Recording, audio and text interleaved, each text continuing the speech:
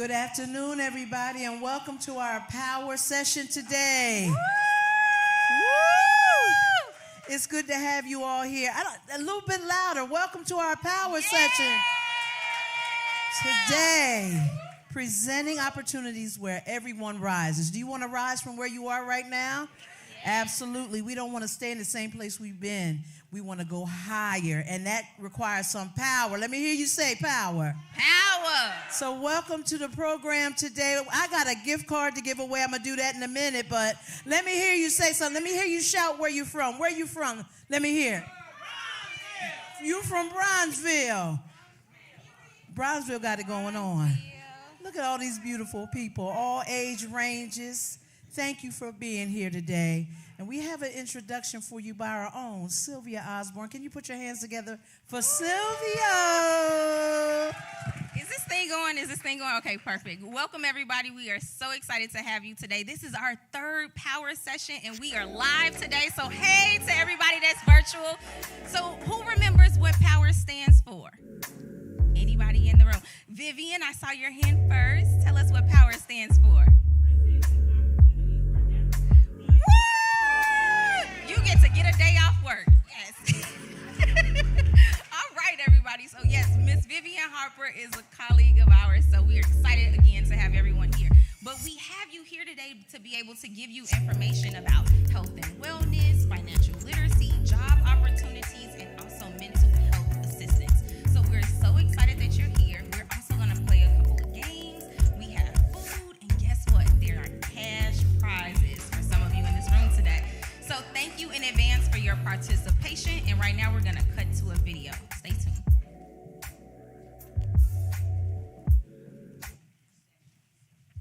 According to a recent Accenture report, a skills gap exists as there's a disparity between supply and demand of skilled job seekers.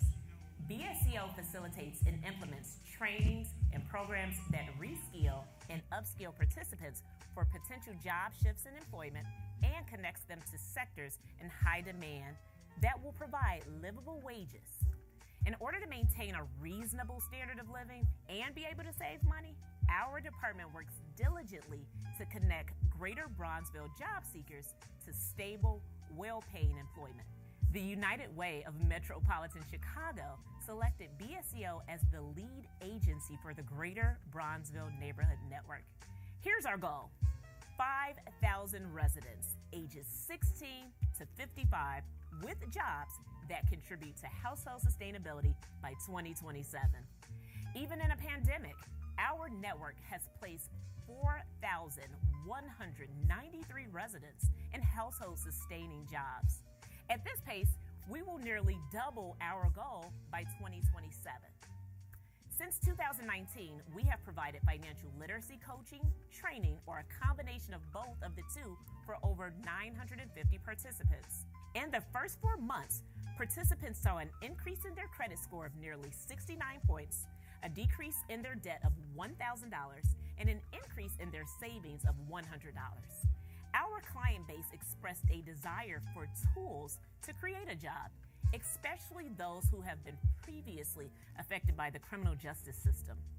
BSCO curated a 12-week entrepreneurship training program, and in our inaugural cohort, produced 20 graduates with a viable business plan, and 70% of our participants established an LLC.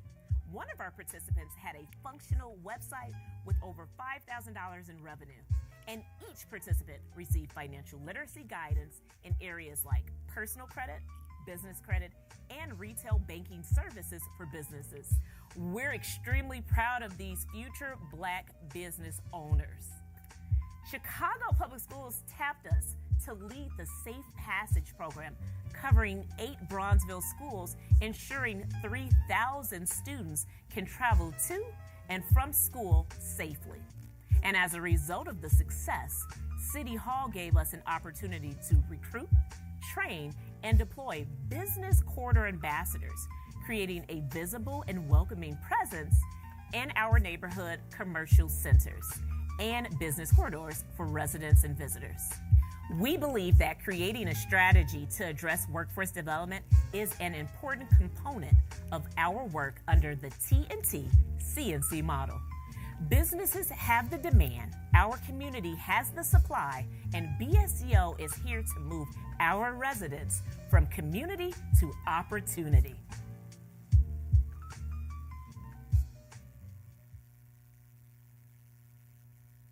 Workforce development, it's all going on in the house. Bright Star Community Outreach. Listen, now I have a gift card to give away, and I want to give it away to the oldest. Who's the oldest in the house? Come on. How old are you, Mother? 77. Can anybody be 77? How old are you? 79. Ooh! Who got 79 in the room? Anybody? You the winner! Come on, Bronzeville! You the winner, ma'am. Come on, get up for a minute. Put your hands together. What's your name? Rosetta Chapman. Put your hands together for Miss Rosetta Chapman. Come on, ain't she beautiful? Come on. Turn around and let them see you real quick. Rosetta Chapman, ladies and gentlemen. Thank you, Miss Rosetta, for being here. I'm going to give you this gift card. I'm going to ask you to go back in that corner. You'll see a lady waving, and she has some information for you. Clap your hands up real quick. Sylvia, what you got? Hey. All right, so we're going to move right into our program. We have one of our awesome partners in the room. As you know, Bright Star Community Outreach has lots of partners, and we have the benefit of having one with us today from Northwestern. And so I'm going to read a little bit of her bio for us. Dr. Erin Strong is a Southern California native and Midwest transplant. And after medical school and training in general surgery, she is completing her fellowship training in hospice and palliative care at the Northwestern Medicine Hospital. Before further training, she became a surgical oncologist and cancer surgeon. She is committed to making sure that health systems are designed to provide the best and total care to all patients, especially Black and brown communities. Let's welcome her and Pastor Harris today. Oh, yeah. Y'all, come on, make some noise up in here, everybody. Is that all y'all got? Let me say it again. Make some noise up in here, everybody. What a privilege, what a pleasure it is. I'm Pastor Chris Harris, founder and CEO of Bright Star Community Outreach. And would y'all do me a favor? You eating some good food, you're receiving some good service, getting ready to get some good information and inspiration. It would not happen without the most talented team in the world. Go crazy for the Bright Star Community Outreach staff. Come on, let me hear y'all. Make noise for them. Let them know we appreciate them. And this is what it is all about. Now, let me tell you something else. Every single Wednesday, we will be here every single Wednesday. And it's not just those of you all who are here on the scene, but I need y'all to go crazy for folks who watch us all week on the screen. Y'all give it up for our audience that's watching online. We get a chance to share this information with other people. Now, every week, you're going to come in, you're going to get informed. I hope that you're going to get inspired, but most of all, we're going to need you to get involved. There's something called, everybody say, social determinants of health. Now, y'all know y'all talking to a Black Pentecostal preacher, and you got to talk back to me and say, social determinants of health. This is why we do this every single week. We didn't just want to bring you in here and feed you and put food in you. Of course, we want to do that. But we also want to put information in you so that you'll be able to go out and be ambassadors and inform other people. How many of y'all realize that during COVID and even before COVID, Black and brown communities particularly were suffering when it came to health? Raise your hand if you knew that, right? And don't you find it amazing that during COVID, things got way worse for Black people? You had to ask yourself a question. Why is it Black and brown people are dying quicker? Why is it that Black and brown people are dying more? And there are reasons for that. And a lot of times it is because of what, it's this book that I like to read all the time and preach out of. It said, we perish for the lack of knowledge. And that's what it's all about. So aren't you glad that you get a chance every Wednesday to have, watch this, the power of knowledge? Y'all ought to go crazy for that. You will never come in here and leave out without information. But it's not enough for you to receive information. We need you to share it. So if you will commit to go on our Facebook page and share this show later on and text it to folk, raise your hand. Let me see you. Excellent. Thank you. And if you will also invite your constituents to come in every single Wednesday, the first drawing card is free food. And then let me see if y'all know how to respond. You get to sit at the table with some of the most dope people in the world, some of the most good-looking people, some of the most inspirational people. Where the best-looking people in the room at? Let me hear you. That's what I'm talking about. So I'm really excited about it. Today, we are abundantly blessed. And let me tell you why we are abundantly blessed. We are abundantly blessed because we got black power on this stage. We have an amazing individual. Let me say it, see if y'all know how to respond. A black sister. Oh, that didn't do it for me. No, I'm going to try it again. A black sister who is a doctor in Black History Month. Raise the roof and welcome to Power for the first time, Dr. Aaron Strong. Come on. From our friends and partners over there who helped today be possible, Northwestern Medicine. Now, let me tell you, we wouldn't be here today and every Wednesday without having funders, partners, and strategic partners like Northwestern Medicine, University of Chicago Medicine, the United Way of Metropolitan Chicago, and other folks. We'll acknowledge all of our partners, but one more time, give Dr. Strong a great welcome to Bronzeville. Yeah, I'm excited. Dr. Strong, how you doing today? I'm doing all right. Thank you so much for having me and for that warm welcome. It is just everything for my soul to be here for you all this afternoon. That's what I'm talking about. Tell us a little bit about yourself, because we had your bio read, but let me tell you, we can't put all that you have been able to accomplish and everything that you house on the inside of you on a piece of paper. Just tell us a little bit about you. So I am from Southern California, born and raised. I think it's also important, I am a church girl, so I'm a pastor's daughter, grew up in church, and so this feels so much like home to me, and I appreciate that.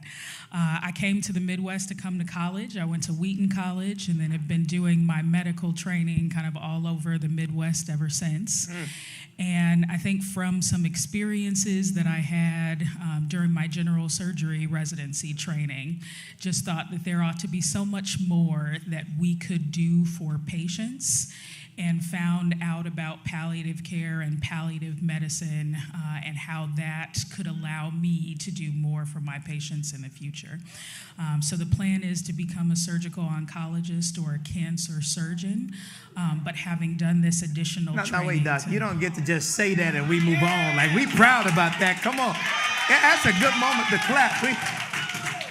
We need more of us represented. So this is powerful. Go ahead. Absolutely, and they're coming. I am not the only one, and I'm certainly not the first. So just to let you know that there are people who are out there who are committed, some of whom look like us and many who don't, who really are committed to that vision of making sure that we are doing the best for everyone, especially those that look like us. That is amazing, and we're so excited to have you here with us today. Now, we're talking about palliative care, right? I'm trying to figure out, is it palliative care? Is it palliative care? First of all, how do you pronounce it, and what is it? So I say palliative care. Okay. Other people might say otherwise, and I think the closest that you get is just fine. But what it is it's a clinical specialty in medicine, and it's an approach to taking care of patients who have serious illnesses. The other thing that's important about it is that it's multidisciplinary. So oftentimes we think of doctors, but there are also nurses, nurse practitioners, and physician assistants. We have chaplains that are a part of our team that take care of patients every day. And then depending on where you go, there will be social workers, sometimes specialized pharmacists and psychologists. So it really is something that's integrated and multidisciplinary. So who should get palliative care, right? Because a lot of times, I'll be honest with you, when we first started to partner with Northwestern on this particular effort, and Dr. Edward and so many others that partner with our amazing, let me tell you, we got some of the baddest folks. We have a health and wellness department here at Bright Star Community Outreach. So y'all give it up. This day. This is what I'm talking about. Kathy, Joan, Aaron, Carl, and the entire outreach team, they do an amazing job talking about health and wellness. And when I first started on this project with them, I thought it was just for quote-unquote seasoned people. Now, I want y'all to give me credit for not saying old people or older people, because I don't play with Mother Harrington and Mother, Hall. No, listen, I was thinking it's just seasoned people, but I learned a whole lot. Who should get palliative care and who needs it? Yeah, so when we think about serious illness, a lot of things can come to mind. And so one of the first areas where palliative care was developed was for cancer patients, especially for patients who have advanced stage cancer. But I think we're also seeing more integrated care and kind of planned out care for folks who have heart disease or heart failure, peripheral vascular disease, anything that kind of you would call a serious illness where you might require hospitalization or long-term planning for your care. Those patients we want to see involved in palliative care. And I think in terms of what we do for those patients, I think of a couple different categories. So first is symptom management. So folks who related to their disease might have chronic pain, issues with shortness of breath, but we know that all symptoms aren't just physical. So people who have spiritual challenges that might go along with dealing with the realities of a serious illness and how that affects your faith. It can be mental illness, so symptoms of depression and anxiety, so symptoms really in a holistic sense. Other things that we do is, I think, help support patients and help them navigate the healthcare system. Medicine is complex, and I think that's good in many ways, but that can be really challenging for an individual or their family to navigate all together. So with palliative care, we really want to dedicate the time to get to know you as a person, your family unit, and your community, and the things that are important to you so that we can help you navigate the healthcare system in ways to make sure you get what you want and you don't get a lot of things that you don't want. And part of that, I think, is we study in palliative care to be experts in communication and making sure that you as a patient are hearing the things that you need in the way that you need to understand them, that your priorities and goals are being communicated to the rest of the healthcare teams and players that are trying to take care of you, and sometimes helping people have really hard conversations with their families and their loved ones about what they do and don't want. I think it's pretty amazing. As you know, when COVID happened and everybody was now talking about social determinants of health, they were talking about COVID, the virus, then the vaccine, then the variants. And they were wondering why African-American, black and brown people in particular, were not necessarily being a part of the process. Well, we didn't want to take the vaccine. Well, first of all, you shouldn't have waited to the last minute to care about black folks' health. Right? It only became important when they wanted all of us to take the vaccine, And so the reality is, when it comes to our health issues, we should not be reactive, but we should be proactive. especially when it comes to medicine, when it comes to health, especially in our community. And I decided to create a show with Northwestern called Clergy and Clinicians. And you can go on our website, brightstarcommunityoutreach.com, and click on the drop down that says Clergy and Clinicians. And we talk about the different social determinants of health. And here's what I said to Northwestern. Listen, I know we got white doctors, but I don't want to feature them. I want to feature us to educate us. And they partnered with us, and we have all kinds of folks. And here they partnered with a guy who preaches about the Holy Trinity. And now I want to raise up the medical Trinity, right? Number one, I call it AAA. Do we have, is good health available? Number two, is good health and resources accessible?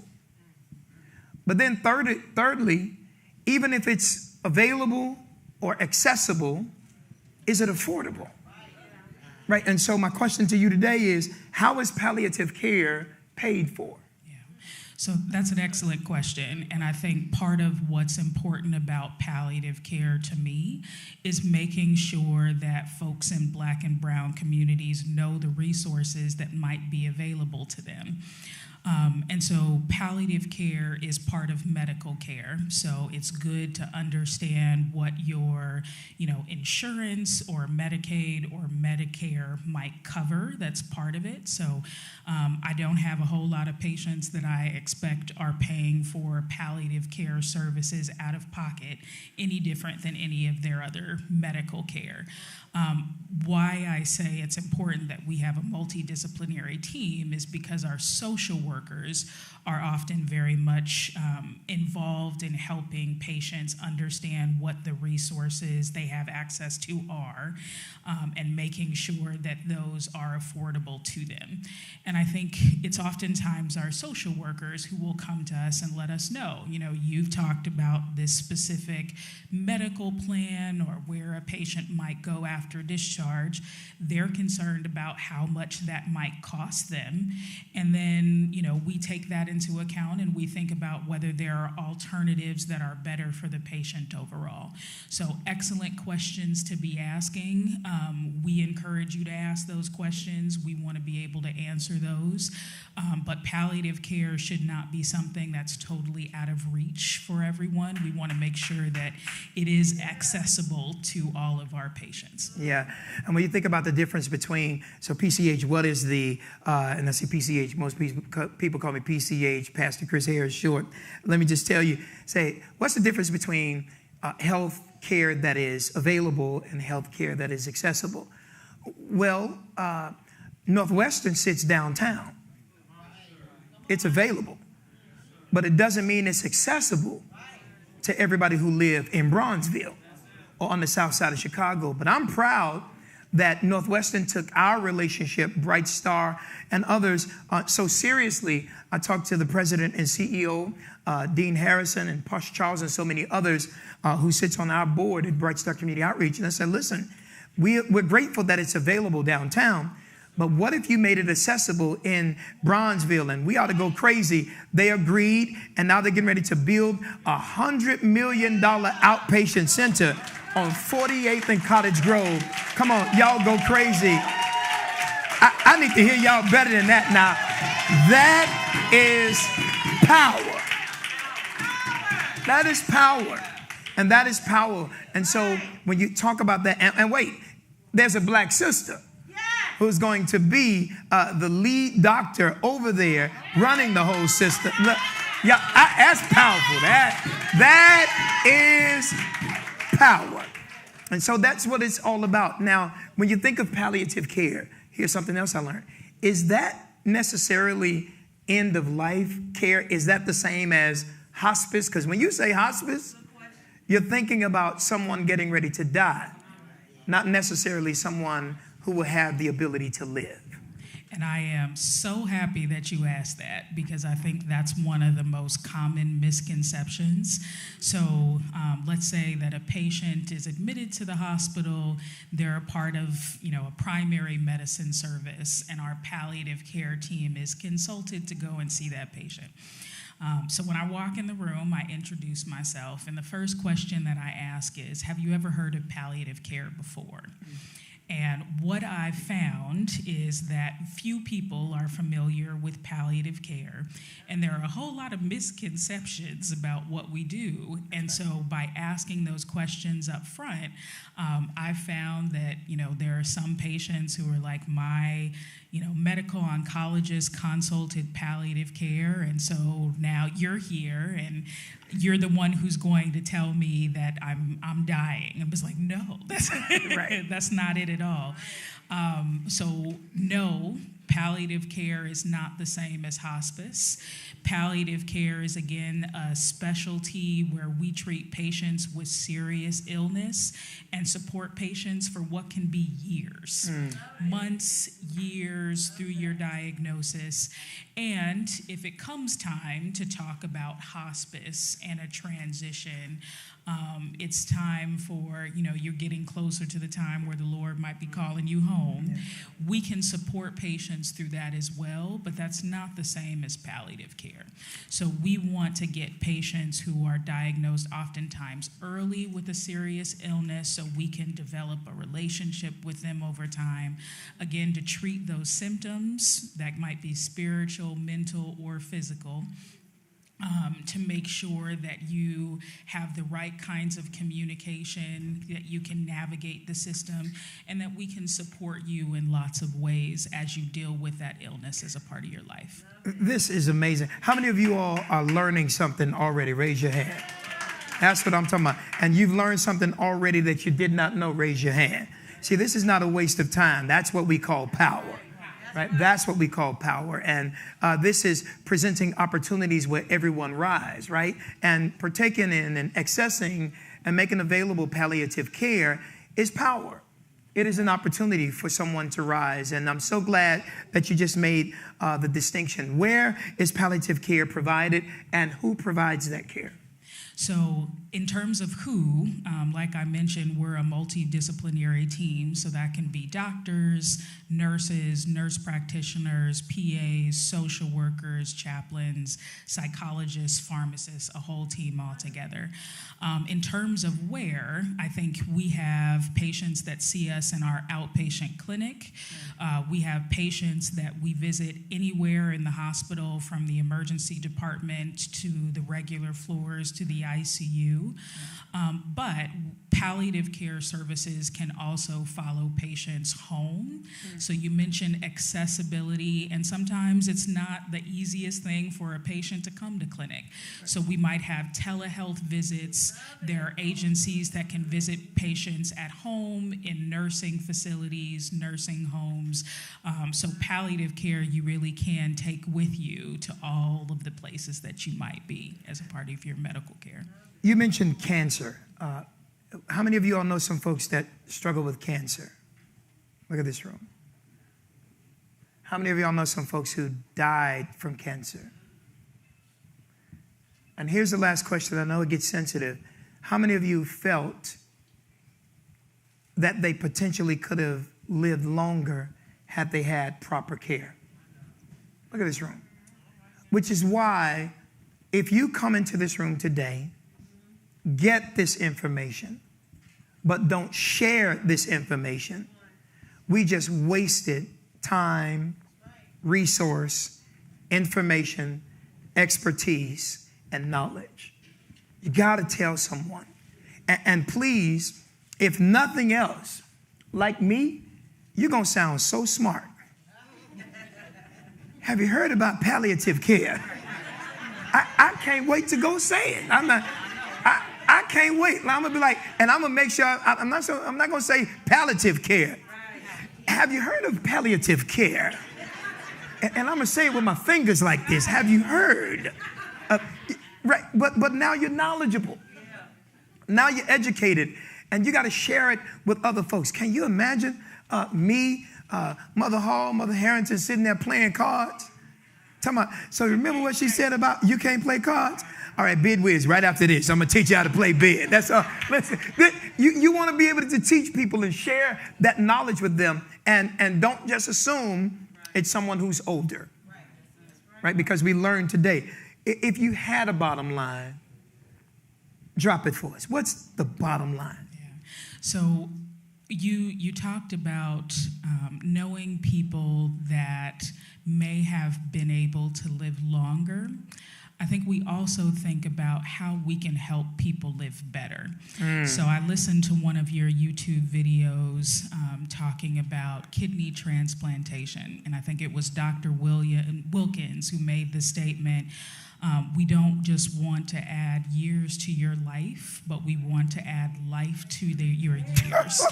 Yes, that's right. And so, when the church that I grew up in, we talked about having life and life more abundantly. That's right. That's right. And so when we think about those things, making sure that your pain is controlled so you can spend time with your loved ones, making sure that you're not so fatigued from your cancer that you can't get up and go out and do the things that are important to you, making sure that you're confident that your family members are clear about the things that you would or don't want if you were to get seriously ill. We had a patient in clinic who was trying to figure out whether he could take this international trip as a part of his, cancer treatment, and we told him, go get your passport. Yeah, that's right. And, you might want to call your local, Congress representative and see if they can fast track it for you, because we agree that that's important. So all of those things, again, life to your years, a life that's more abundant and really quality of life, while you make whatever decisions you decide about the rest of your medical care. I want y'all to slap somebody high five, say, live on, live on, live on, live on, live. That's right. I love the principle that you dropped on the table. That's called quality of life, right? And our hope is these information sessions will increase your quality of life, right? Because, I think it's so important. And again, it's not a shameless plug. It's a shame if I don't give this plug to say, go and watch those sessions. Even the doctor went there and watched on our website, brightstarcommunityoutreach.com, the drop down that talks about clergy and clinicians. We have African-American clinicians that are being interviewed by me and African-American clergymen, making sure that we bring information to our community. If folks wanted to reach you or other experts in the palliative care department at Northwestern and otherwise, where can folks call or email or contact? Yeah, so you can Google and find our website. It's the Division of Hospice and Palliative Medicine at Northwestern. Yeah, and we can also put that, make sure that we share that on our website and all of that good stuff. We need all of you all. Now, there may be some folks who may not be as technologically astute as you are, and so you can Google it now and text it to them and say, have you heard about palliative care at Northwestern? You can also reach out to us at Bright Star Community Outreach, and we'll make sure that you have all of that information. But we want you to make sure that you know that resources are available, not only to you, but to all of your family members and your friends. And to those of you all that are watching us by way of online streaming, I want to talk directly to our audience online. It is so important.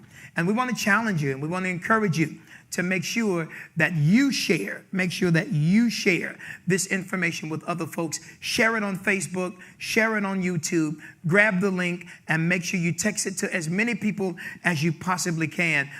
Dr. Strong, I want to tell you thank you for being with us here today. And y'all, please go crazy today for Dr. Strong being with us. I need y'all, come on. This is power. It has been amazing. I'm getting ready to show you something before we go, but we're getting ready to take over a school across the street, Carter G. Woodson School. And Dr. Strong, one of the reasons I'm excited about it is this is a closed school. This school, Bright Star Community Outreach, in partnership with our Bright Star Community Development Corporation, we're getting ready to repurpose an empty school. And we're going to break that school up in 3 departments. One hub is going to focus specifically on the social determinants of health. dealing with health and wellness. How do we educate our folks on health and wellness, the social determinants of health? And then the other part is going to deal with behavior health, dealing with the trauma counseling based on the Israeli model of Natal helpline that I brought back from Israel. And now we have faith and community leaders that are on the helpline, answering the call, dealing with trauma, peace circles, as well as restorative justice. And then the third part of the building will be dealing with workforce development. And we are super duper excited about that because there are many folks who want to not only have the skills to have a job, but they also want to have the opportunities. Because we can give training, that's great, but where's the job? And if you were able to encourage young men and young women, is palliative care and what you do an area that you would encourage if you were talking to that audience of young people? And the reason we have that school on the screen right now is because we want them to know that we're going to take an empty school and we're going to repurpose that school. It's called the Turn Center, TURN, the Urban Resilience Network. And they'll be able to come in here and get all kinds of training. What would you say to that young person who wants to be you during you or after you?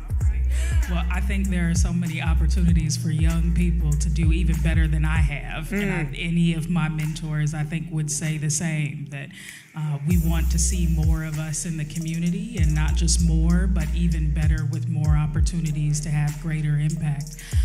I think in palliative care, in hospice, in healthcare in general, there are so many opportunities for people to get involved, both formally and as volunteers. You see so many people who could benefit from having some help at home.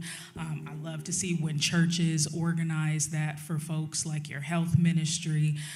But find out more. There are lots of ways to get involved and get paid for taking great care of people, and we have a need for that. There are not enough. There are not enough people who are trained and who are interested really and know how to help the people in their community. Thank you for being a great model of excellence. One more time, everybody. Please give it up for Dr. Aaron Strong. Come on, Power. We appreciate you. This is what I'm talking about. Listen, we getting out the way because Miss Sylvia and Miss Joni want to come back and give y'all some money. Make some noise for Joni and Sylvia.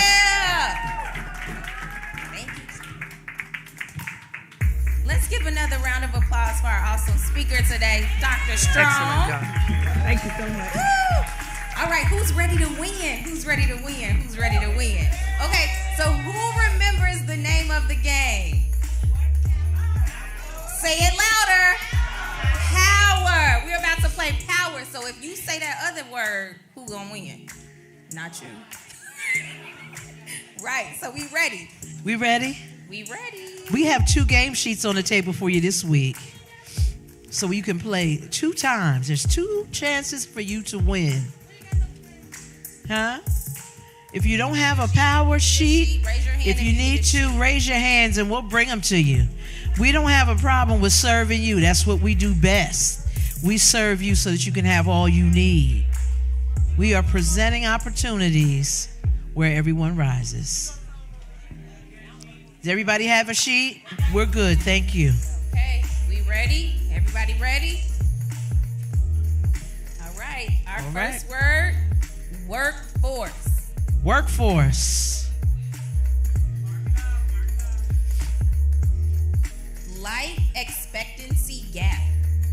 Oh, that's a good one. Credit. What'd you say it was? Credit. Credit. We need that. We need to work on. Who needs to work on that? Banking.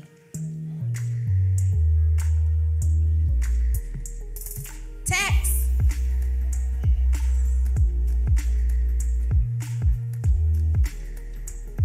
Y'all thinking hard? Lighten up. What you say? What you say? Say it again. Good Power! job. Put your hands together. First power winner. Come on up.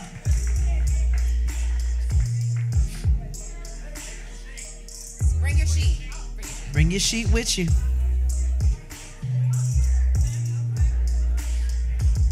Okay, let's match it up. Okay, so it's supposed to be, we didn't clarify this. Hold on a minute. We didn't clarify this. Wait a minute. Wait, hold on now. Hold on. So you have to get 4 in a row, 4. 5 in a row. In a row. So either 5 across, This way. 5 diagonal, All right. 5 down. All right, so we still have an opportunity to give away 2 gift cards. If you want it, let me hear you. Put your hands together on it then. All right. Okay, we ready? Okay. Vaccines. No, same We're game. gonna keep going. We're gonna keep going. Community.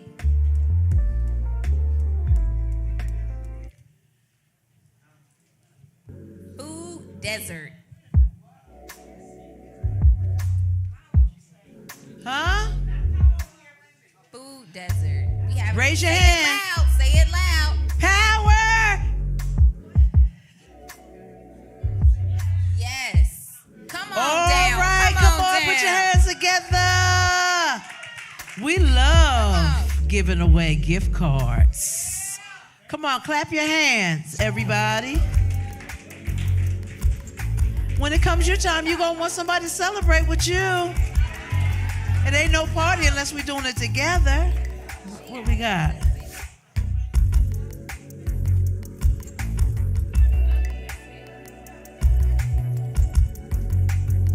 And we She have sure a winner. did. Come on, clap your hands. Clap it up. Shakira, can you raise your hands back there? Take this back to Shakira. She's going to take care of you. Come on, clap it up one more time.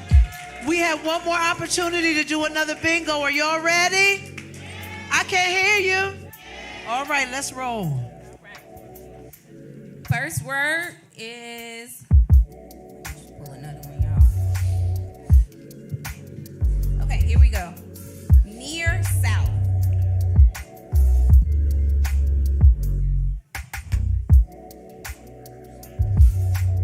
Palliative care.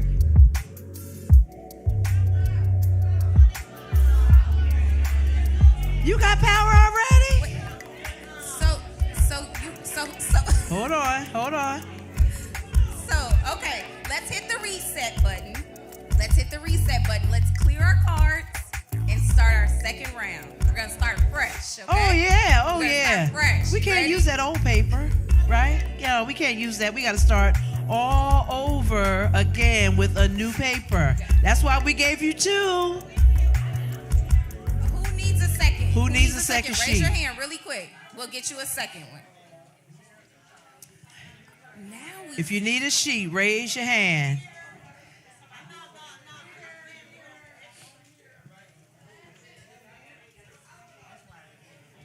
All right, we rolling.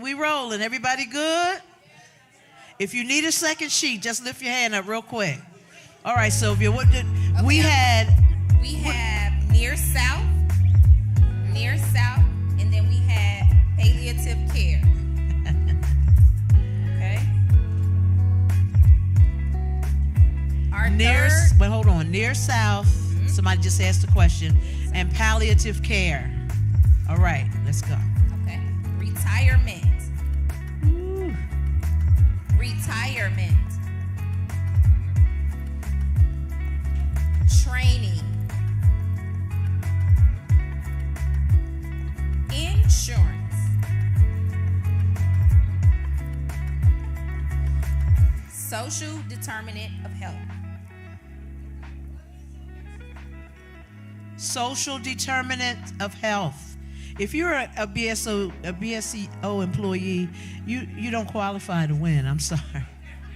This is for our guests. Finance.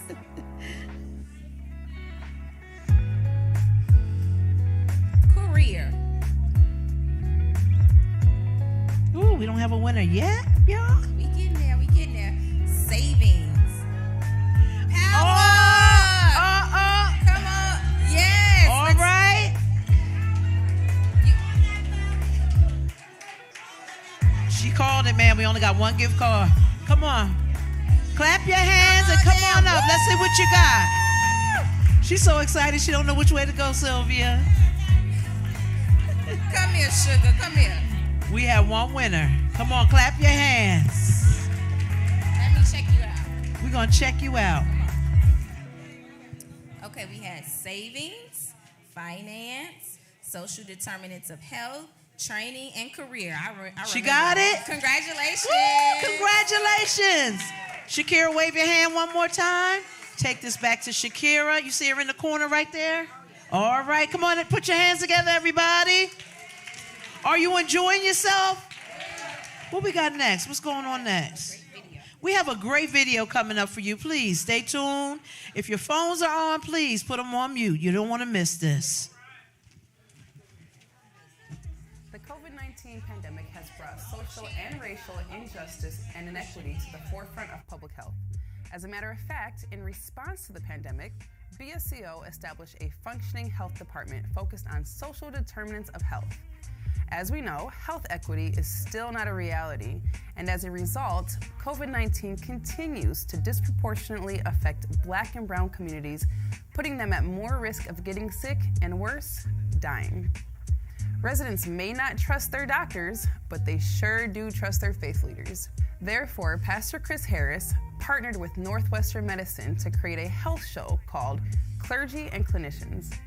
As a trusted voice in the community, PCH, African American, and Latinx medical professionals have come together to address concerns in communities of color.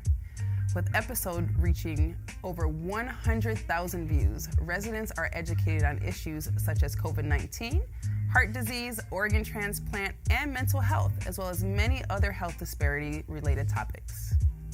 BSCO and its collaborative partners have been committed to bringing free vaccines to our community, studying long-term effects of COVID-19, and helping to close Chicago's life expectancy gap. We have disseminated information that educated our residents while sharing facts and breaking down stigmas about the virus, variants, and vaccines. We were also able to provide free vaccinations to our residents, which helped keep them safe and alive. At the same time, it created a safe space for residents to come in and participate in peer support groups. These groups became a long-awaited beacon of light, where residents found hope and created a sense of community as they voiced their challenges, difficulties, and mental health frustrations during and post-COVID-19. With 15 community events, these specific efforts have resulted in a collaborative that achieved over 15,000 vaccines to the residents on the south side of Chicago, and 250 residents participating in a nationwide long COVID study that will help shape the way COVID effects are treated in underserved Black and brown communities and generate up to $800 more to their household income. Our team of individuals brave the streets of Greater Brownsville daily in hand-to-hand marketing, gathering data through surveys, ensuring the voice of our community is reflected while we produce new health-focused programming. Doing things with the community and not to the community is the principle of our work. Very few community-based organizations can say that they have the privilege of partnering with globally respected medical institutions like Northwestern Medicine, UChicago Medicine, and now St. Bernard Hospital, providing mental health services to their staff. At BSCO, the health of our community is one of our highest priorities.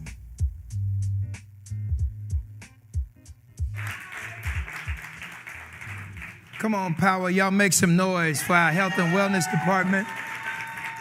That's what I'm talking about. Now listen, there's a card. Everybody pick up this card on your table. And here's what we want you to do. Put your name, and we want you to refer somebody to come with you on next week. Every Wednesday, we will be here every single Wednesday. And we're super excited about this 12 o'clock to 2 o'clock hour. So please make sure. And those of you all that are watching online, some of our folks are not necessarily on the scene, but they're watching us on the screen. And so we want you to also refer some folk. If you're watching on Facebook, tag a few folks and say, did you know about Power?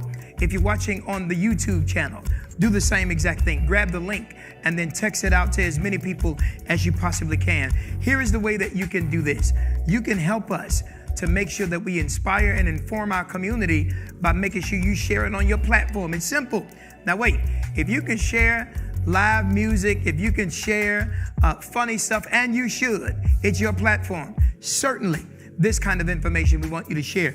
We got some more good news. Listen, this flyer that is available to all of you all, it's our power flyer. It's on your table. Will you take it and just make sure that you sit it under every door in your apartment? Take a few of them.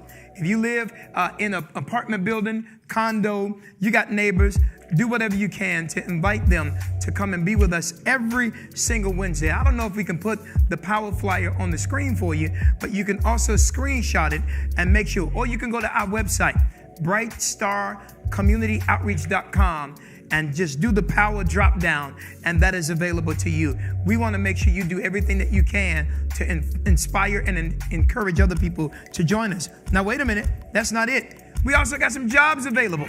Safe Passage. We are hiring. We are hiring. And listen to me good. We're hiring for Safe Passage, folks. This Bright Star Community Outreach is looking to hire responsible, dependable, friendly, and alert individuals to be a part of our Safe Passage program. Now, what is Safe Passage? It is the part of our organization that makes sure that kids can cross gang lines. They can go from one territory to another to make sure that our young people are safe getting to school. Now, wait a minute. Y'all ought to be going crazy for our Safe Passage workers. They keep all of our children safe. Come on, that's what I'm talking about. They make sure that our children get across those lines and make sure that they walk into the school safely. It is really important. So we got jobs that are available. And listen, you got to be over 21 years old. You got to be able to pass a CPS mandatory background check. We're excited about this. You can get more information by going to our website, or you can contact Tiffany Golden at 773-639-2782. I'll say it again, 773-639-2782. Or you can reach Nicole Palmer at 773-741-4670. Here's your last announcement. Parent University. Parent University. Now, we got to make sure that we put the power back into the hands of the parents. So what you see on the screen is an opportunity for every parent of every student at every school to be a part of what we're doing to make sure that we push parents back to a position of power. Now, listen, our theme for this month is the more you know. The more, everybody say, the more you know. It's going to be Saturday, February 25th, 9 o'clock until 12:30 p.m. It's going to be at the Timothy Center, located at 4351 South Drexel Boulevard. There are going to be health screenings, yoga class, mental health resources, financial literacy, SEL, social emotional information, and support for youth. A light breakfast will be provided, and a good lunch will be provided for free. Child care provided, and some raffles. Boy, that Bright Star Community Outreach is always giving something away free. But you got to register. brightstarcommunityoutreach.com. And I'm really excited about you being a part. Any parents that are in the room today of any students, raise your hand. Any parents, come on. This is parent power. Please make sure that you register and not only come yourself, but invite other people to come. Everybody say mental health. Now listen, your mental health is so very important. And there's so much that we're doing. We have a trauma helpline, and we'll share some of that information with you. But I'm excited to welcome to the stage today as we get ready to learn a whole lot about behavioral health. Y'all, please go crazy for Bright Star Community Outreach's behavioral health team. Y'all, come on, give it up for Miss Deanna Perez and this entire team. And they'll introduce themselves. But first of all, I want to say, Deanna, I'm so proud of you and excited for all that you have done and meant to the Bright Star Community Outreach brand. The individuals on this stage, they're the ones that help Bright Star to shine brightly. And we are so grateful. I had a vision to deal with mental health due to the need in our community and also my own needs. And it's going to get a little personal in here today, but we want to make sure that this is a safe space for us to be able to share. So I'm going to ask all of our panelists today, you would just take a moment, give us your name, the department that you work in, specifically the department, and then a little bit about you and why you decided to do this type of work. I'll start with Deanna. Thank you so much. So I was here for the grand opening of our Power Wednesday, so I've introduced myself then. Let me introduce myself again. My name is Deanna Perez. I'm a licensed clinical therapist, and I'm the director for the Bright Star Community Outreach Behavioral Health Department. Why do I do this? I do this for so many reasons, but I do it because there's not enough equity. There's not enough people who speak the language of the people to do this work. But I can also personally say I do this because of things that have happened to me. I do this because of things that have happened to my friends and my family, and they need help. And they need help from people who look like me and who look like the people in this room. And that's important for us to have a voice and for us to help ourselves. So that's why I do this. Y'all clap it up for Deanna, everybody. Next. Hi, everyone. My name is Chanel Raines. I am in the Care Room, which stands for Caring in a Resistant Environment.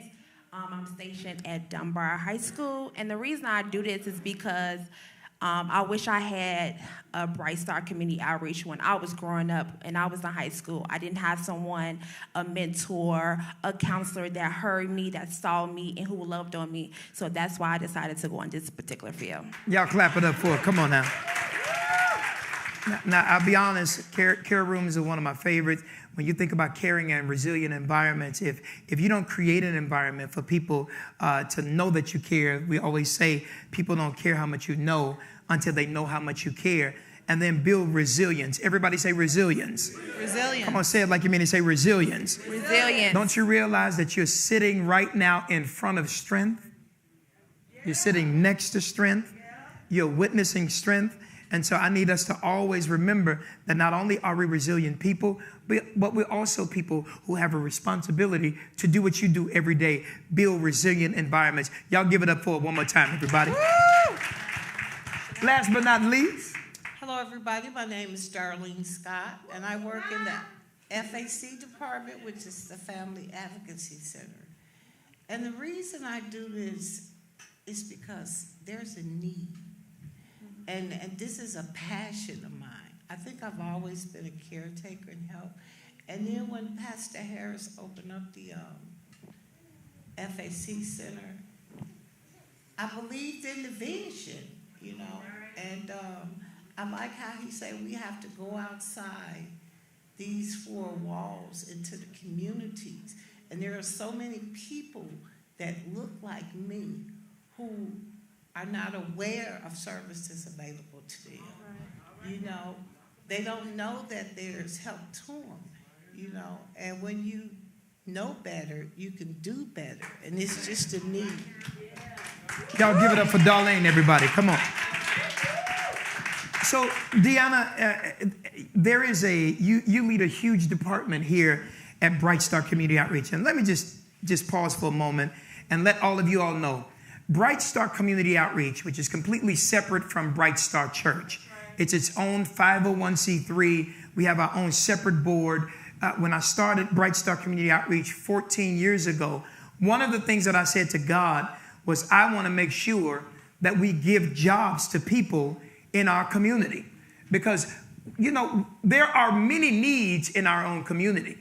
But we don't need people to helicopter in and fly in and save black and brown people. Give us the training, the tools, and the resources. We will save ourselves. We will build ourselves. We are resilient people ourselves. And I said, God, I want to give people in our community, black and brown people specifically, jobs. I got good news. My team came to me the other day and said, do you not know in the last 12 years of existence of BSCO, I don't know if 3 of y'all at least will clap, we have given over 800 jobs in this community. That is astounding. That is amazing. It's record-breaking, and I'm proud of that, to be able to say that we are, in fact, the beacon in Bronzeville. Now, you know, the reason this mental health work is important is we focus sometime on our physical health, but not always our mental health. So as the director, tell us how many people work in your department that you lead, and what's the difference between mental and physical health? Well, PCH, we have 19 people in the behavioral health department, and that spans from clinical interns all the way up to our 4 different outpatient teams that serve the entire Bronzeville community. And I'm glad you asked that question. You said a lot about the social determinants of health, and mental health is one of the biggest social determinants of health. Just think about it. If you are so sad that you can't get out of bed to take care of your diabetes or to take care of whatever a stomach ache that you know you need to go to the doctor for, you're not going to do it, which means that you're going to get sicker and something else could happen. So again, taking care of your mental health is taking care of your physical health. Just like when you have a broken bone, you're not going to ignore it. You have to go to the doctor to fix it. Just like when you're so sad you can't get out of bed, when you're so anxious you can't leave your house, you have to take care of it. And that's what we're here for. Well, here's an interesting thing. We say stuff like it is what it is. Right. And I get that. But the truth of the matter is many people end up self-medicating. Mm-hmm. Many people end up trying to find healing in other ways, and we ignore our own mental health. And when should I, if I'm dealing with something psychological, emotional, mental, when should I reach out for help? I think Ms. Scott had a great answer to that question. Talk to me, Ms. Scott. I think you need to reach out as soon as Talk closer in that mic for me. Oh, I think you need to reach out as soon as you're aware that there's a need. As soon as you are aware that there's something wrong, or you need to reach out right away. Like Miss Deanna said, if you have a broken bone, you don't wait to go get it healed. So when there's something wrong with your mental, the sooner you can get it taken care of, the better quality of help you can get, and the sooner you can begin to heal. One of the things that I think about, Darlene, and I want to just kind of tag this a little bit, as soon as I know, as soon as I recognize, right? And do you find in the work that you do, a lot of people willingly ignore it? Yes. Why? I think a lot of people, first of all, the stigma attached to mental health. No one wants to be labeled crazy. You know what I'm saying? No one wants to admit that they have a problem. Secondly, I don't know you. You don't know me. So I don't know you. You don't know me. You know what I'm saying? I probably can't afford you. And the way people may look at you. So a lot of people are afraid to come forth due to the stigma that we have around mental health, and especially in Black and brown families, because oftentimes people that look like us, we were always taught what happens here, stay here. You don't talk about it. You don't tell about it, So you keep this within. So we need to discuss these things. To piggyback off that, I think that it's in a lot of cultures of color, there's a spectrum. There's either crazy Uncle Joe over there, just leave him alone, let him be, or there's an institution. But there's so much between those, and that's where we come in. That's where BSCO comes in to help. Ken, let me just ask this question. We also have this thing, like Darlene just talked about, and Deanna, I don't want to get in nobody's business. I don't want to get in nobody's Kool-Aid, right? But if I see my neighbor is struggling, if I see something, should I say something? There are so many people that I saw, especially during COVID. So many people committed suicide. And had they had that one person to just let them know you are not alone, I'm with you. And had they reached out, I believe some of those people would still be here today. So when should we get involved and encourage folks, hey, it's okay to get some counseling? Like the world says, we have intuition, but we in the church, people say you have discernment. So when you can detect when someone, your loved one, your friend, You say, hey, I see something different in you. I see that you haven't been sleeping. I see that you haven't been eating. I see that you've been isolating yourself. Hey, how about I recommend you, I refer you to a therapist. Hey, I know some free resources like the helpline we have, not just for the greater Bronzeville community. This is open to everyone, right? So just providing them free resources and also just knowing that, hey, I see a difference in you. I see that you are very, having a lot of anxiety, and sometimes people don't have a lot of language about their emotions. They're not really in touch with their emotions, but it's good to have people who see a difference in you and say, hey, this is the resource that we have. This is the resource that can help you get better, but just also using your intuition or your discernment, whatever terminology you would like to use. Let me tell y'all something. There's some power up here. Y'all ought to be going crazy. I need to hear y'all go crazy for this power. It's black and brown female power, y'all. Y'all know what y'all talking about up in here, don't you? It's a lot of good training. It's a lot of good training. And you train this team quite a bit. Why is this subject taboo? Why is it so hard to talk about it? I don't know if we have a video that Northwestern created that talks about this work and why this helpline and this stuff is so important. Why is it so hard for us to talk about it? I think it's because it touches the core of us. It touches the things that go bump in the night, the things that really, really hurt us, whether it be domestic violence, abuse, neglect, all the traumas that we face in the community. It's the things that we don't talk about generationally. Speaking only for myself, I had a loss in the family, and now things are coming up that we didn't even speak about while that person was alive, and we could have changed something. And there was a bunch of reactions just then. Just think what we could have changed if we had just talked about it. And it's so powerful, the ability to talk, and we take away our own power when we don't do it. I think one of the stigmas is, Darlene, you alluded to it earlier. I always say that, black and brown people don't go to counseling for the 4 reasons. They don't know the counselor. They don't trust the counselor. They don't think they can afford the counseling. And then number 4, the stigma. Nobody wants to be labeled crazy. But they still come and talk to people like me, the faith leader. So when I went to Israel in December of 2012, the Lord told me, and when I found the tall there in Israel, I said, wait, they're worried about missiles and sirens over there. We're counting body bags and toe tags every day in Chicago. Now, y'all don't tell my church I said this, but this is the power session. We family, right? Ain't no way in hell you can hear bullets all day and be okay. Gunshots all day and be okay. Every day we seeing the red tape from police, somebody shot, and sometimes the yellow tape, somebody. How can you have a good quality of life? And I think we get so used to it till we think it doesn't affect us. And we don't want to be called crazy, as you said. But I could be wounded. Absolutely. I could be harmed. And what is the difference between mild and severe mental illness? Because they put a lot of money, and they should, not enough, by the way, into severe mental illness.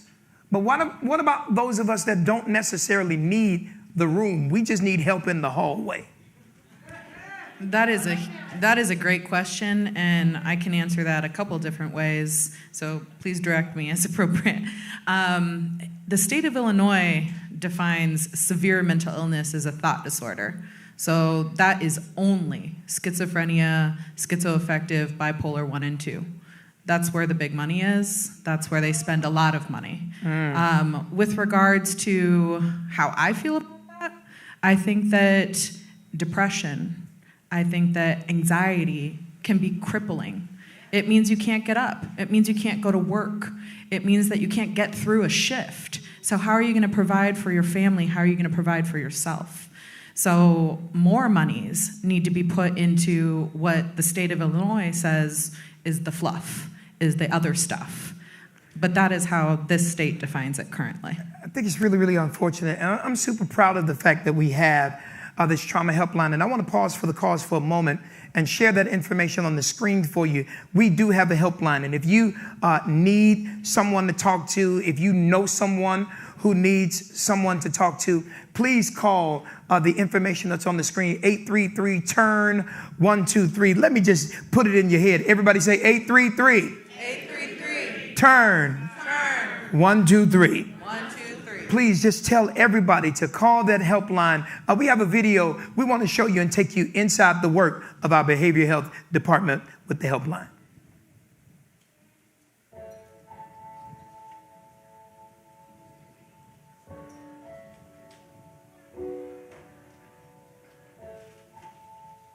When I went to Israel in December of 2012, I saw a place called Natal in Tel Aviv.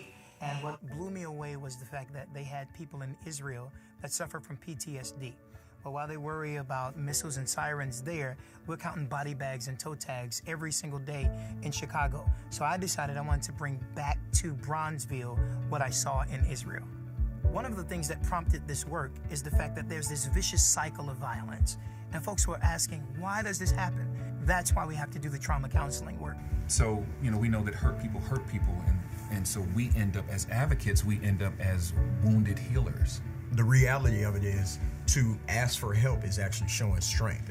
It takes a strong person to ask for help, to need, to show that they need help. We have so many people who really don't believe that there are certain resources that are available to them. And with the help and the partnership that we have with Northwestern Medicine, it's been able to really open their eyes to other resources that they can take advantage of to really empower them. I shared with you, I'm a son of the soil of Bronzeville, raised up in the Dearborn homes, 2930 South Dearborn. So I work, worship, and witness in the place that I was born and raised. And that's really exciting. So when you think about Bright Star Community Outreach's Turn model, it's 5 core competencies: counseling, mentorship, parenting, workforce development, and advocacy. With BSCO and Northwestern Medicine partnering, the one statement that I would make is game changer. Northwestern Medicine comes in to say, hey, listen, we want to be a part of the process of healing the community, helping the community become healthy. And one of the best ways they've done that is educating the community. I am really happy to hear that you're absolutely reaching out to people and definitely doing something. That is amazing. I've been born and raised in Bronzeville, and I can honestly say that organizations like Bright Star, I've seen change youth and entire communities. Don't come and do it to us, come and do it with us. And that's what Northwestern Medicine has done.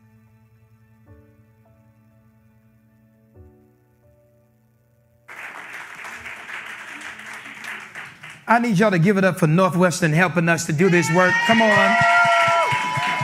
And University of Chicago and the United Way and all of our other partners. We're really, really excited about the work that we've been able to do together. And we're encouraging everybody, please tell other folks. Now, listen, Kiana, Darlene, what is the average session now? You're the Family Advocacy Center through DCFS. DCFS, State of Illinois, was really our first contract, right? And I was the first caseworker for DCFS in our Family Advocacy Center. So it's near and dear to my heart. What does a average session with someone like you for an individual or a family? And Kiana, same thing for you in the care room. What is the average session? Yeah, what does it look like? If I'm hanging out with Darlene Scott, what is that experience going to be like if you're serving me? Okay, well, first of all, Put that mic closer to your mouth. Well, first of all, average session is just getting to know the client, getting some information, some background information, some things on your present, what's going on, so that we'll know, which direction to go and how to help assist the person. And is it personal? Is it confidential? Do I have to worry about folks, knowing my business after I'm done talking to Darlene? Oh no, everything is confidential. We do have the HIPAA cards, which protects the clients, and we will only reveal the information that you allow us to. So there's no information of yours that we can give to anyone without your permission. However, If you are contemplating suicide or homicide as mandate reporters, we will have to report that. Other than that, everything is fully confidential. I love that. It's a safe space. Yes. Right? And now yes. I know it's safe because I'm the CEO of the company. And I've been walking through spaces. You was having a meeting like, all right, Pastor Harris, you got to go. Like, it's you while you're with your client. And we don't just do work in this building or in the office on 35th or the office. We're excited to be getting that back on 45th and then now in the Turn Center of the school. But we're also inside the schools with the care rooms. Tell us a little bit about what that experience is like with you and your team. Yes, so we are in 2 schools. We are in Dyett as well as Dunbar. I am at Dunbar currently. So how it's set up, we have a room. It's a classroom, and we have students that come in, usually on a group setting or individual setting. It's kind of like their own preference, and we just have a session. It's kind of like a regular conversation. I tell them I'm like the big cousin. Everything that they do share is confidential, unless, like Ms. Scott stated, long as they're not suicidal, going through suicide ideation or homicidal, then we can, everything is, like I said, is confidential. But we have like a regular conversation. They come in and they say, hey, I want to talk. Or sometimes they be like, hey, there's some things going on, right? Sometimes it could be like a regular conversation. And then also then it goes into, they talk about more deeper things. But it's all about the preference of the student. We also open it up for staff. So we have the teachers, the deans, the principals, assistant principal who talks to us as well. But we really strictly talk to the students. But we provide that to the whole school staff. That's amazing. Deanna, I'm going to ask, Miss Scott is going to switch out with a gentleman by the name of Bishop John Vaughn, and you all added a new piece recently, C2C. But before we talk about that, how long does treatment last? That is absolutely dependent on that person. So I have personally had clients for well over a year because that's what they needed and that's where they were at. But I've also had clients for as little as 10 to 15 sessions because that's what they needed. I've also had, and FAC has supported families. So if you have a child that maybe there's some behavioral issues or maybe there's some reason that they're acting up in school, we'll try and practice appropriate norms with them in a family setting. So it really is whatever the family needs, whatever the child needs, whatever the adult needs. And that's part of treatment planning, it's called. And so we set expectations with each client to make sure that they know what's coming and that we know kind of where to direct them. Is mental health medication bad? That is a great question. I know that in a lot of communities of color, we think we don't want what are called psychotropics. They make you feel funny. They make you, just in general, we don't like them. Sometimes, I personally, when you are so sad that you cannot get out of bed, sometimes it's a good thing just to remember, oh my gosh, that's what it feels like to be okay. And then that's when a talk therapist or a peer advocate or a mentor can help. Because if you're so sad you're not getting out of bed, I can't help you because you're not getting out of bed and I can't come to you. Or even if I can come to you, you're not going to open the door.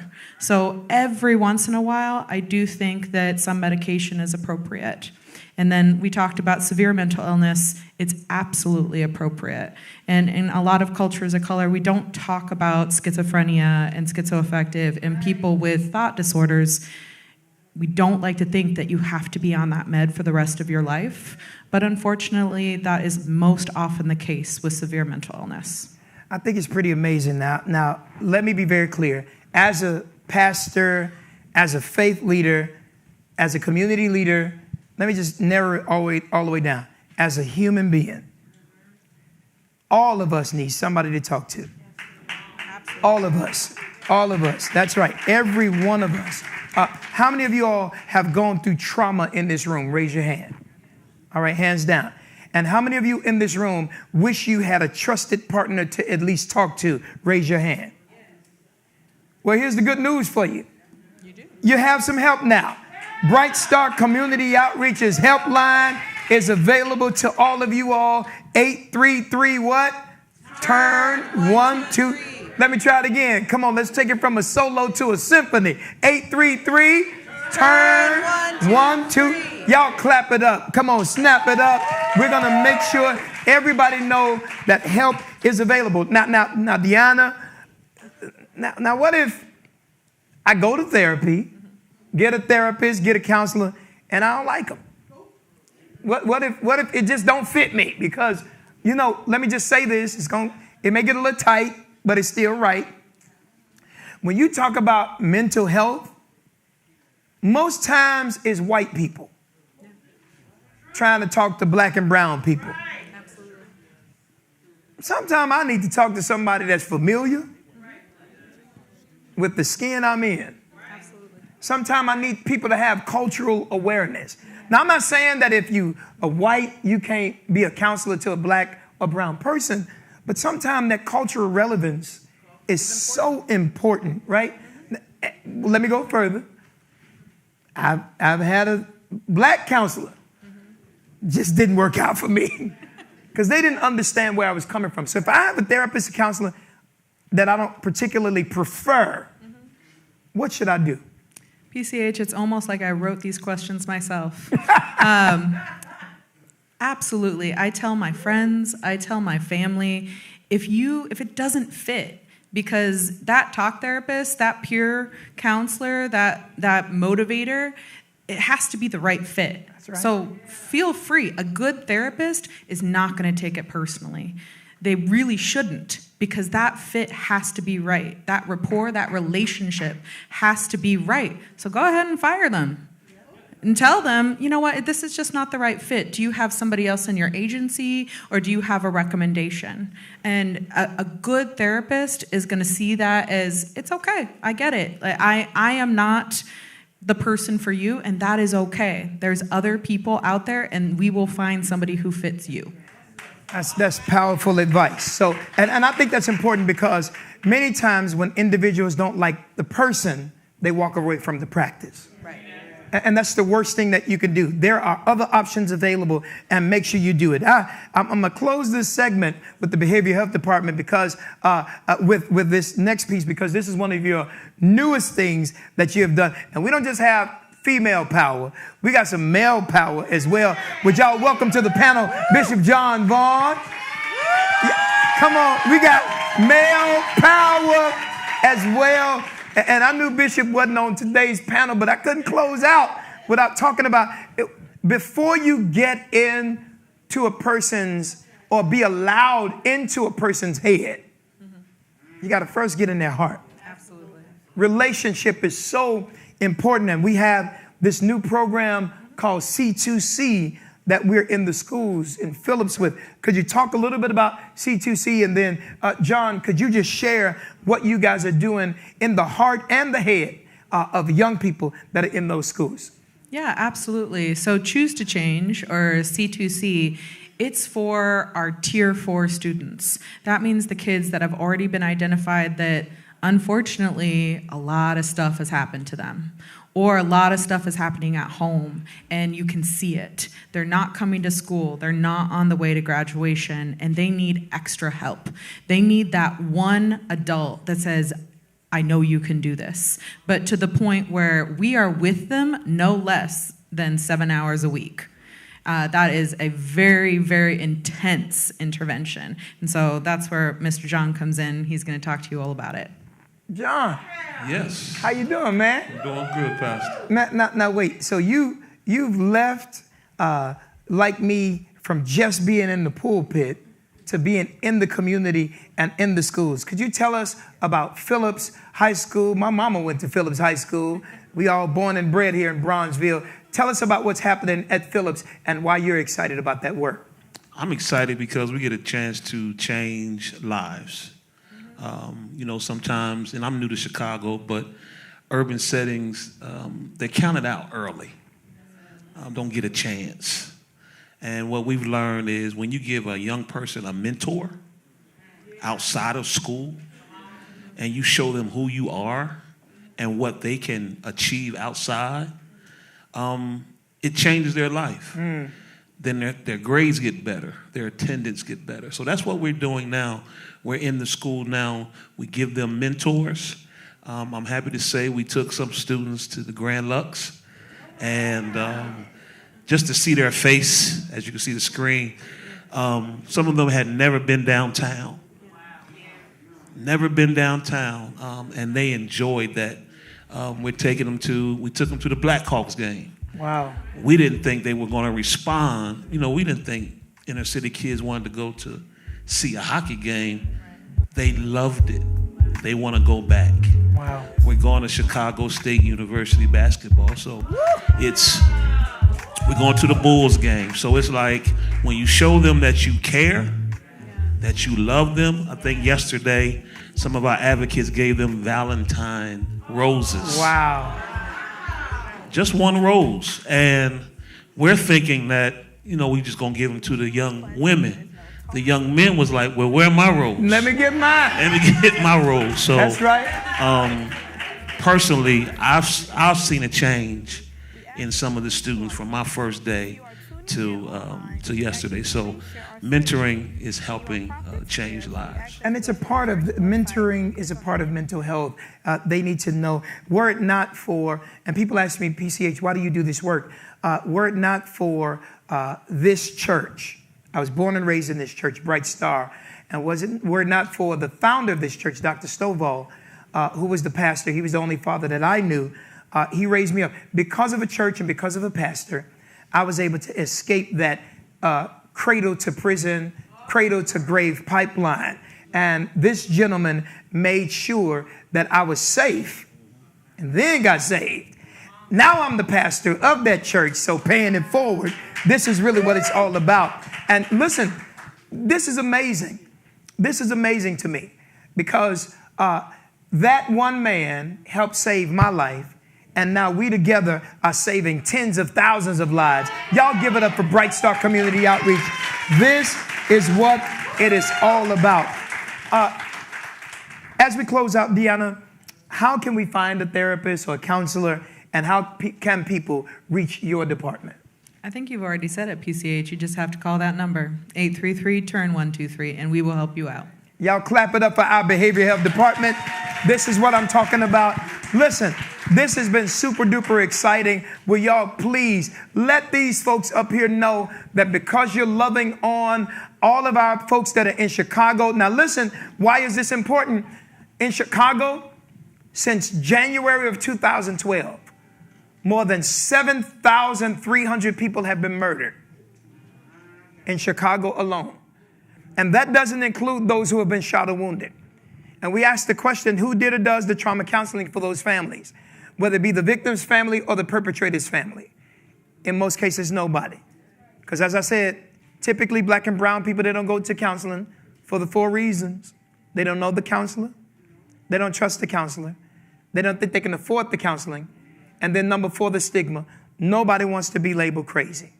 But they still come and talk to people like me, the faith leader, Bishop, the faith leader, as well as the community leaders that are on this helpline. So we encourage you, encourage others, call the helpline. The phone number is what? 833-TURN-1. Clap your hands for our behavioral health department one more time. Now, before y'all go, before you go, we got to give y'all a little bit more money. Go crazy for Joni and Sylvia, everybody. Hey, one more time for our panelists today. Woo! Woo! Are you all excited about today and the information that you were impacted with? Please go out and share it. Look around real quick. There's a lot of people missing today. We need you to do your part in referring your friends and neighbors and family. Tell them what's going on. Tell them we'll feed you real good. Yes. We'll send you out with good information and have you come back to us. Are you ready for this final drawing today? Yes. We want to give away 50, as some people say, $50. You got Come your on. ticket? Fill in your pockets. Get ready. Get your tickets out. Get your tickets out. You got your tickets, right? Right? We filled your stomachs. We filled your minds with some knowledge that is power. And now we going to fill your pockets. You That's ready? right. Go ahead, Sylvia. Y'all put your hands together for Sylvia. Yeah. Now I'm going to shake this box. Have you filled out your referral forms for next week? Oh, next week, Sylvia. next week. So we're closed on Monday. But, We're closed on Monday. But we're back here on Wednesday, so make sure you register now and invite a friend. We want to make sure you're inviting your friends. Yes. Your cousins, your brothers, your neighbors. Take a look at your screen real quick. You see that QR code? Pull your phone out real quick, and somebody will be in the back with this code also. We need your feedback about this service that we're providing for you every Wednesday. Pull your phone out, snap that QR code, and tell us how you're feeling and what you're thinking about this. Are you enjoying these Wednesday power sessions? What does it mean, power? Presenting where everyone rises. Y'all ready to rise up in your wallets real quick? All right, here we go. All right, the ticket number is 588-3296.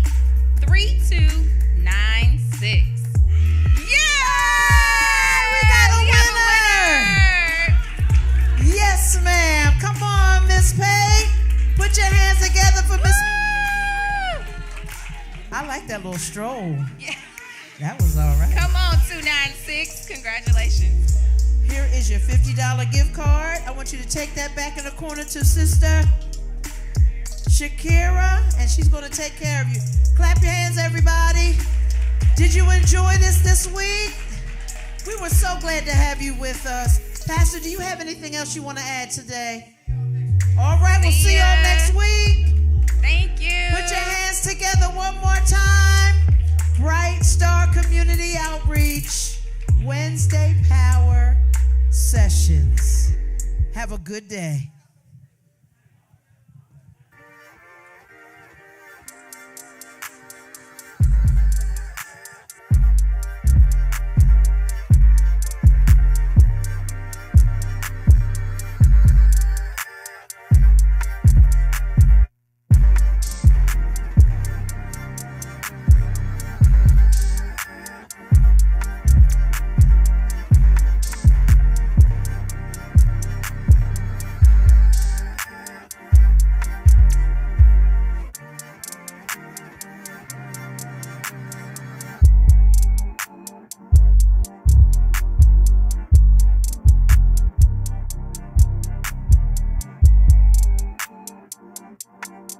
See this strapping young gentleman, Aaron Williams, and give it.